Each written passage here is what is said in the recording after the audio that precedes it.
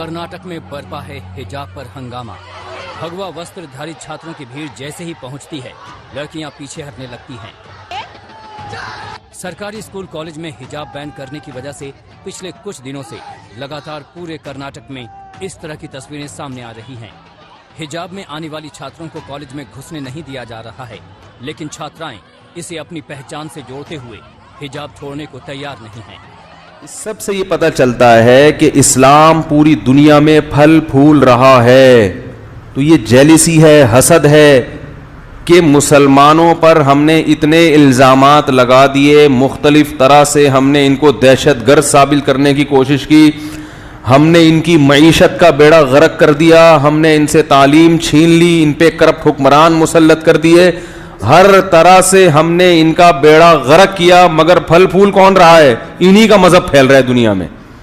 तो ये सब कुछ क्यों हो रहा है? इस्लाम अपना लोहा दुनिया में मनवा रहा है, क्योंकि दुनिया के पास गूगल मैप ही नहीं है, जो वो वाला मैप जो उसको मंजिल दिखाए। ये मैप सिर्फ कुरान है जो बता रहा है कि सही क्या है, गलत क्या है। तो जाहिर है जब एक चीज़ हक सामने आता है तो जिसके जज्बात पे जद पड़ती है वो तो फिर जेलिसी का शिकार होगा, वो फिर मुख्तलिफ चीज़ें वो करेगा, वो अपनी ठरक जो है ना मुख्तलिफ तरीक़ों से निकालेगा, जो निकाल रहे हैं अब। और याद रखो, इसका मतलब ये नहीं कि सारे गैर मुस्लिम एक जैसे।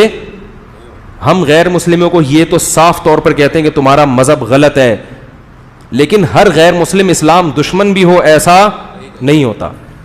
तो इस किस्म के वाक़यात में एतदाल से तजावुज़ नहीं करना चाहिए कि अगर एक ईसाई ने ये काम किया है तो इसका मतलब सारे ईसाई ऐसे हैं, ऐसा नहीं है। किसी एक हिंदू ने ये काम किया तो सारे हिंदू ऐसे होते हैं, ऐसा